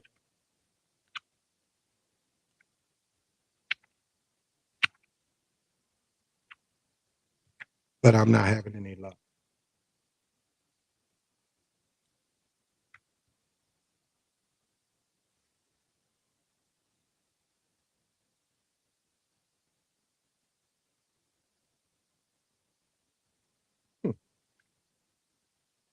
I'm not having any luck.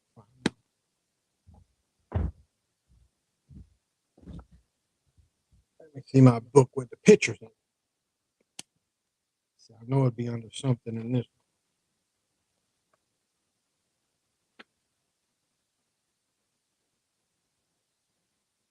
Here we go. 440.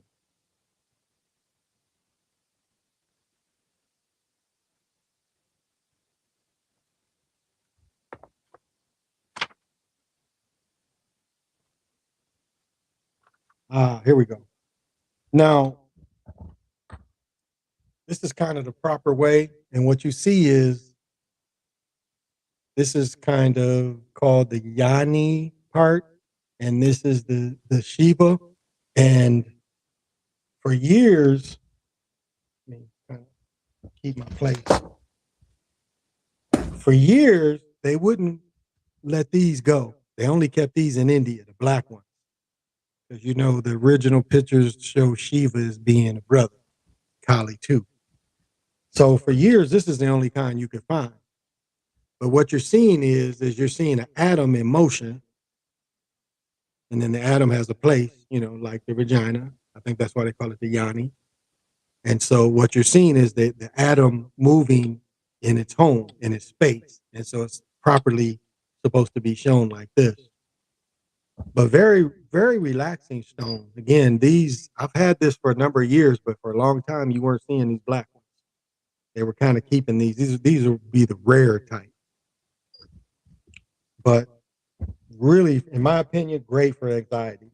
They've calmed me down plenty of times. And so the possibility of them are they may be made by many different materials and sold as lignums, so they can be made, but most of them that come from India look like one of the others. The shape itself represents the male aspect of creation. Marking on the stone represents the female aspect. And so she's talking about more of the brown type, the male and female aspect.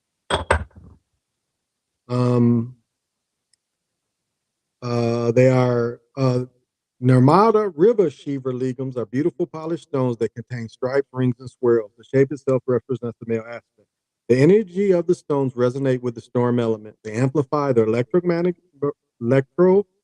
electromagnetic field of the body and stimulate the meridians, both energetically and metaphysically. Shiva ligum represents the healing of polarities and the unifying force of creation.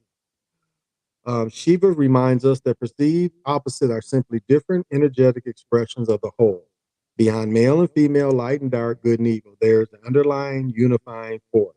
Shiva ligums aid in unifying all sides of self and lovingly accepting differences of the expressions of many, one from the Creator. Now, Robert Simmons says they resonate deeply with the energies of the earth, yet they also carry strong energies of water, wind, and even fire. In fact, the fire energy of these stones is so strong that they are capable of activating Kundalini energies and in charging the entire chakra system. For those who feel they need a boost in vitality and prana energies, meditating or sleeping with the Shiva is highly recommended. Historic legends suggest that there is a field of invisible knowledge, similar in some ways to the collective unconsciousness in which the stored psychic energy of the human ritual and belief may reside. When one does something that makes a connection to some portion of this field of consciousness, one can tap into the energy of all the past consciousness that's attributed to it. So I sat with the black one today a little earlier, did a little meditating with it. So, you know. What have I missed? Throwing that they giving foreigners money. Yep. Not us at all. Number one, stacking up the roulette tables today. Oh, that's cool. Biden did an interview today and he said that there's going to be a world food shortage. Any thought? Yeah, I mean that's scary. And why? Why? Why? When they say they're sending humanitarian aid over to Ukraine, they're sending food over there too and water. So why would there be shortages? And you paying all these farmers not to farm in some cases.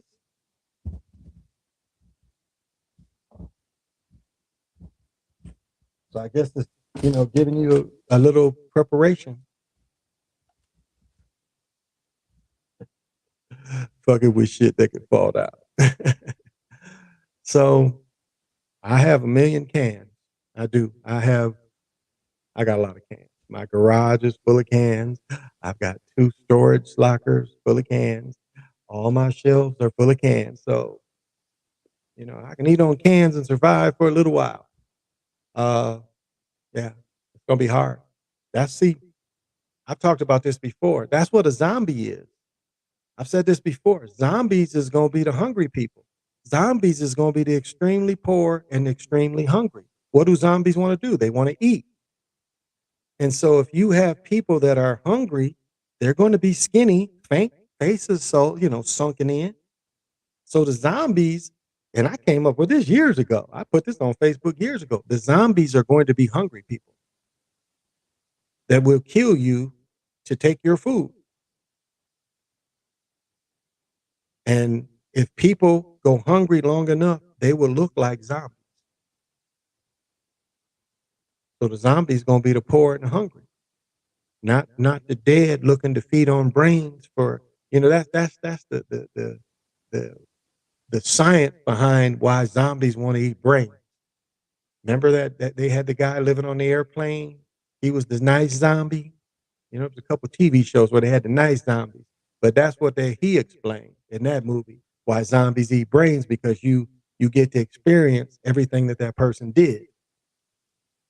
So that's why it said. But the zombies is going to be the hungry people.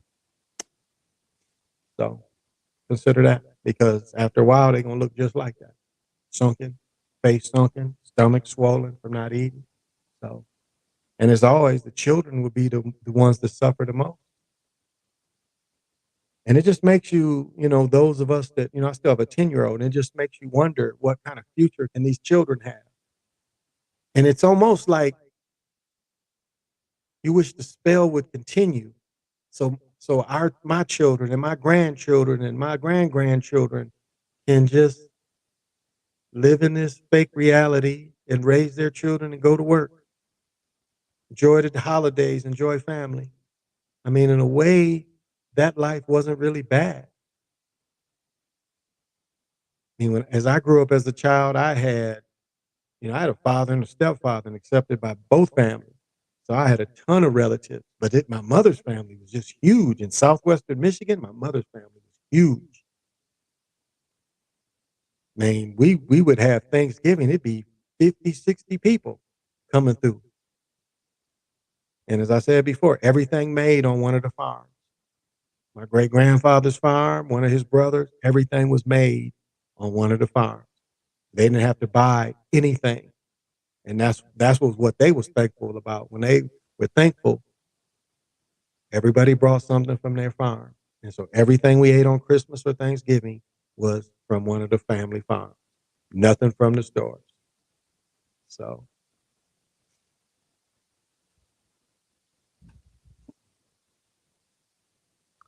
I heard the government is buying half of the farms, crops for double the price. Then they just burn it. Don't know. That seems rather extreme. Was the toughest GTA character? Nico from Serbia. And that's another part they ain't telling me about Ukraine, the Ukraine mafia. That's the mafia they allow here now. They allow the Ukraine, the Russian gangsters, the Eastern Bloc gangsters. I know some here. I know some mafia dudes that Eastern Bloc dudes here. Because I peeped that out a long time ago. And I was like, so and so, so. And just like, oh, okay.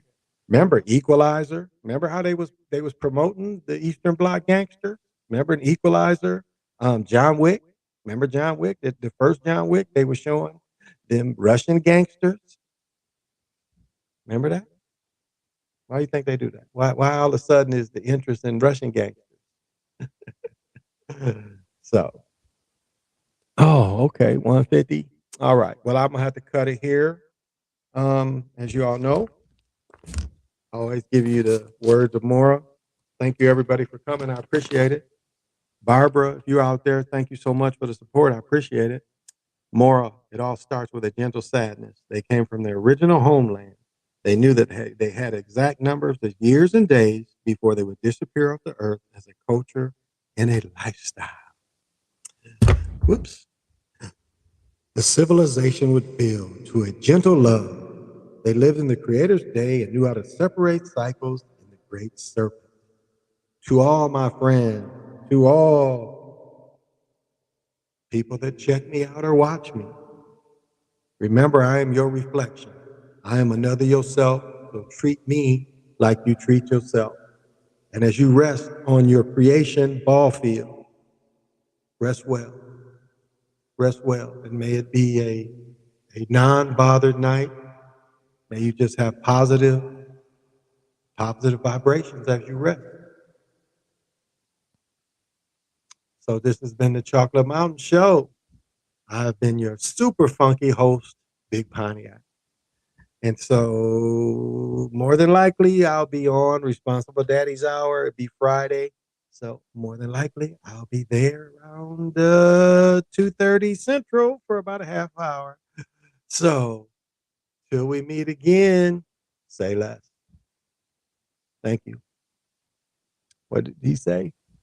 I remember seeing some Chinese mafia motherfuckers here headbutting each other. Cat started running out of the restaurant. That's funny. All right, y'all. Say less.